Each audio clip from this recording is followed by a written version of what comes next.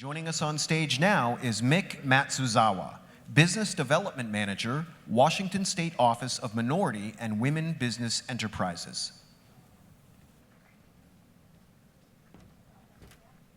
I guess we're collecting water bottles up here.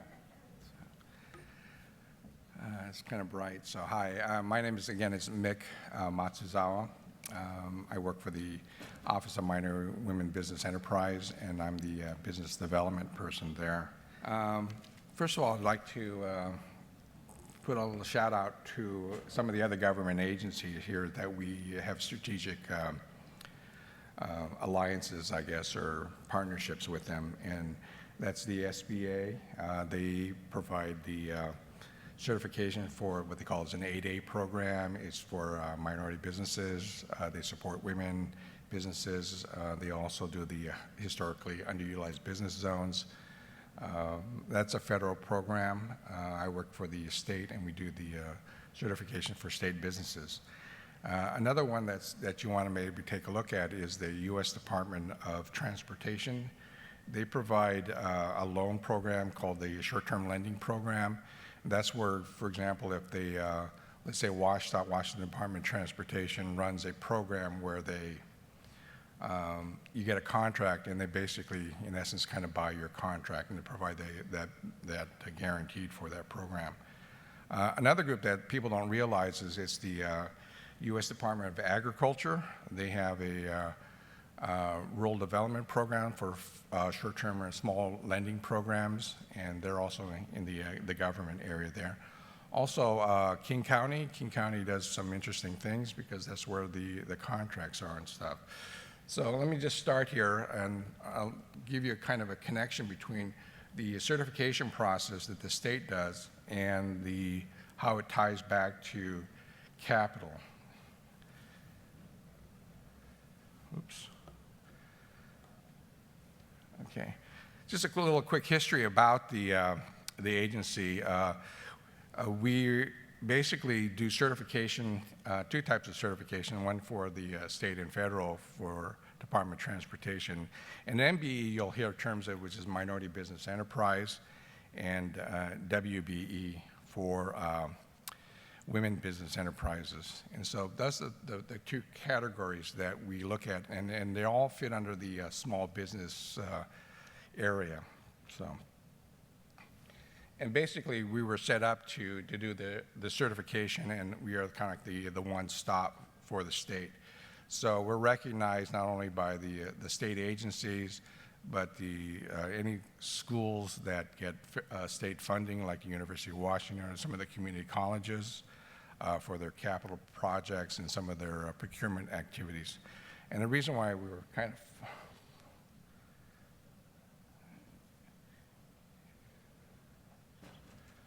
I'm not see if I'm writing this in here. Okay. We were set up by the Washington State Legislature in, like I say, in 1983, and so this is just a little bit about us, what our mission is, and our vision. And I'll get a little bit about what we do. Oops.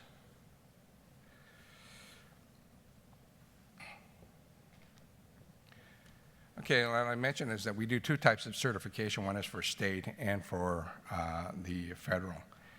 And we also manage the database for the state of the minority and women business enterprises. And we also try to help out with the agency in trying to help them with their procurement practices and how they help them to increase the small business utilization. And then we also manage what they call as the linked deposit program.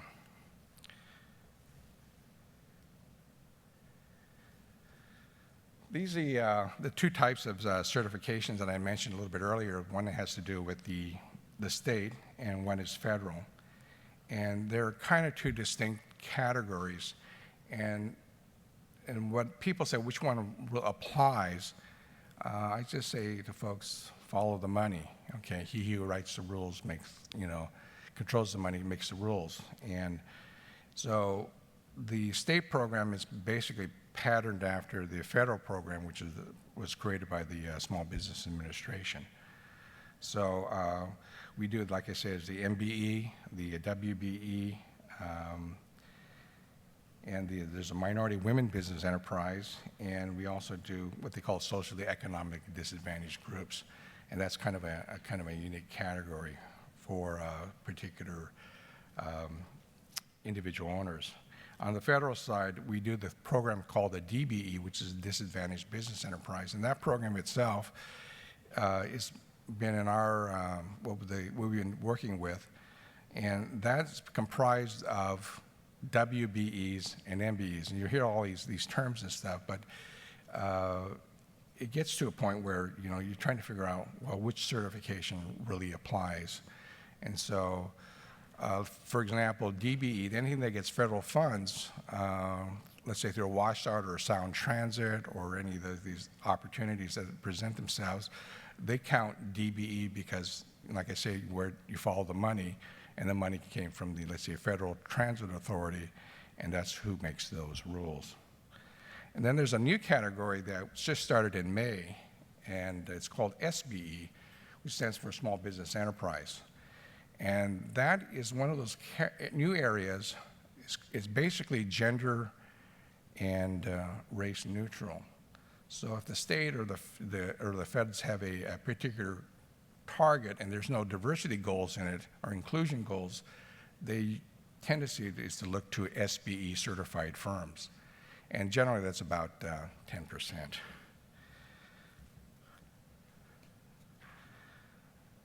Okay.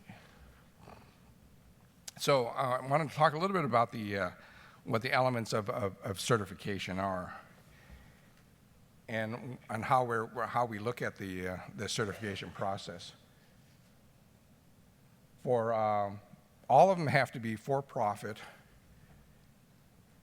and these are some of the areas that our agency reviews and analyzes, and what makes it possible to get certified. For example, you have to be a U.S. citizen or a permanent resident. You have to own the business, okay? You have to be able to run and control the business. There's a certain amount of independence. And then there's a size standard, and the size standard is based on what they call as a NAICS code, which stands for North American Industrial Classification System. It's the old SIC codes. And it's collected by the Census Department, and it sort of kind of gathers how many small businesses are in that particular category. In some cases, for example, the Boeing company is considered a small business because of the particular category in which they fit into. So it sort of depends on what you're going after. On the federal side, they talk about personal net worth. That's when we try to figure out there's a threshold where you have to meet. You have to be under. It's pretty broad. The SBA for kind of in general, the definition of a small business is 500 employees or less. That's a lot of payroll. That's what I look at. And so this gives you a little bit of an idea of what some of the areas that we're looking at. Okay. Now, some of the eligibility standard, I tell people that I'm Irish, and so I must fit in one of these categories, right? So how do you really tell if a person fits in these categories, and where do these categories come from? These are what they call these presumptive groups, okay?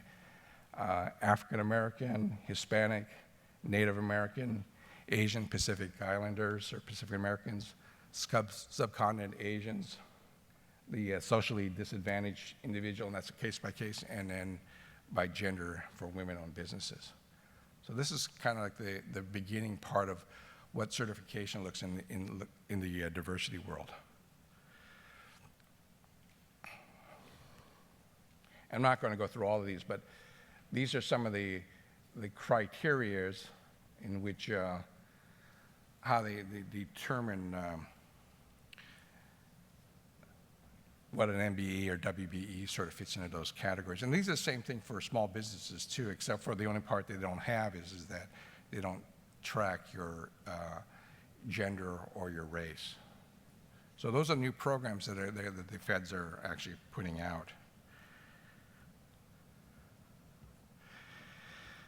So why get certified, I guess, is the question.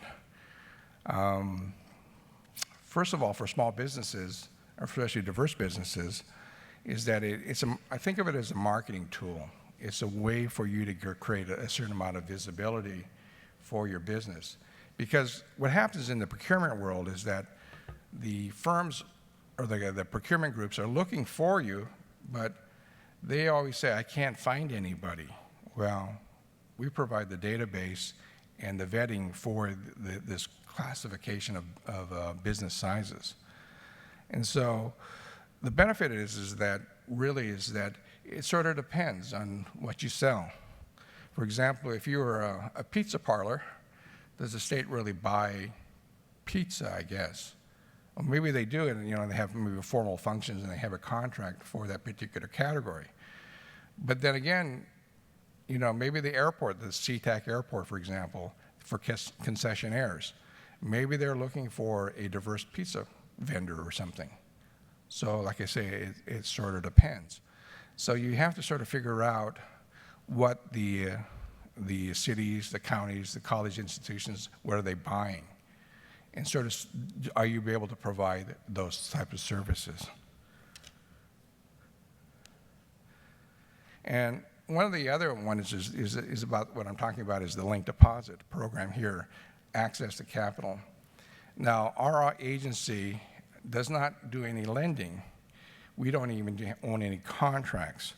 But what we do is that we do certification, okay, to validate. And the state legislature has created the linked deposit program. In essence, the state surplus funds are used and it's deposited with participating banks. And that's how that kind of the program works, is that you got to get certified first in order to get access to participate with the various banks that are out there. And primarily, I think the program here is geared toward how do we increase the number of employees or employment in the state of Washington. And that's kind of what we're trying to do is to reduce the unemployment rate. They say that the small businesses that most of where the jobs creation is coming from. So that's what we try to do is to help, in the facilitation to make it easier for and be more inclusive for women and minority businesses to participate. So whether they do or not that's kind of up to the procurement and groups, and then what we try to do is to influence or encourage that utilization.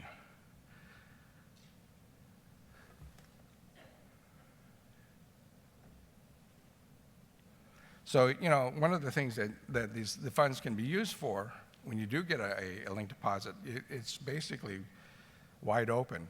There are certain caveats or restrictions, is that it can be up to $5 million in a 10-year period. And you can actually get loans up to $1 million per transaction, as long as you don't go over the $5 million threshold. So that's why it's a pretty good deal when you start thinking about it. And if you lose your certification, if you outgrow it, then you have to go back and renegotiate with the bank. Here's a list of some of the banks that the state is participating with, and you probably see a majority of them. And these are the banks that recognize the OMWBE certification. And this is important, I think, for, there's a thing called the Sutton Law. I don't know if you've heard of that. It was coined by Willie Sutton. And basically, Willie Sutton says, why do you rob banks? And it's because that's where the money is. So these are our partners in that sense. So what really happens at the state legislative level is that the state has its surplus funds, and what they do is they deposit it into the banks for that loan amount. So the banks themselves are basically covered. It becomes part of their base deposit. So what happens is that they're not really out, but the state has a way to get capital into the small business area. So that's the primary purpose of that. It's about $175 million. And we've been trying to ask the state legislatures to up that because right now we're at full capacity, and it takes about a month to maybe 3 months or 4 months, where if you, let's say you applied today and got in, you won't see the funds until maybe 2 or 3 months later. And the reason why it's happening is because it's such a popular program. So we've been trying to get the state legislatures to up it, and hopefully we'll be able to achieve that in the upcoming legislative sessions. But maybe it'll be 2 sessions from now. But that's kind of what we're trying to do is because we know access to capital is the kind of the lifeblood for a lot of small businesses, and especially for women and minority businesses.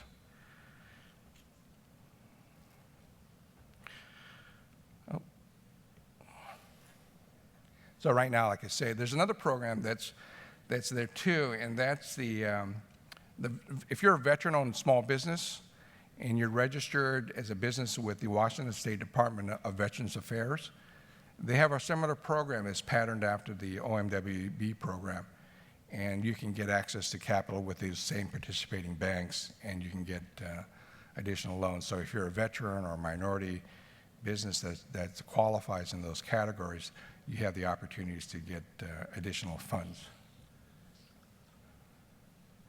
So that's pretty much what I have to say a little bit. If there are any specific questions out there, I'd be more than glad to answer that. And one of the things that I always mentioned earlier is that the Office of Minority Businesses, we don't do any certification. What we do is we provide the databases for the procurement groups to look for that. And one of the things that you may or may not be aware of, I have some my little booth over there, is all the state contracts go on a thing called WEBS, and it stands for Washington Electronic Business Solution, and that's where all the contracts reside. And so it's an opportunity for you get registered, it doesn't cost you anything, and they can actually push procurement activities or opportunities to you so that you can participate in the state contracting process. So you can create a certain amount of visibility. So those are the things that I'd like to kind of leave you with, was that the idea that there are opportunities that the state is constantly trying to do, because we're trying to increase the level of small business participation within the state. And the state is very similar. For example, it's about a $70 billion operation. And so, you'd like to see more participation with small business. And the governor was one of the areas where he's going to be trying to measure the thing called Results Washington. So it's an opportunity for a lot of the small businesses to see if they can get engaged and see if there's any contracting opportunities for the state. So, because we're encouraged to help find and to help you participate with the state. So with that, thank you very much.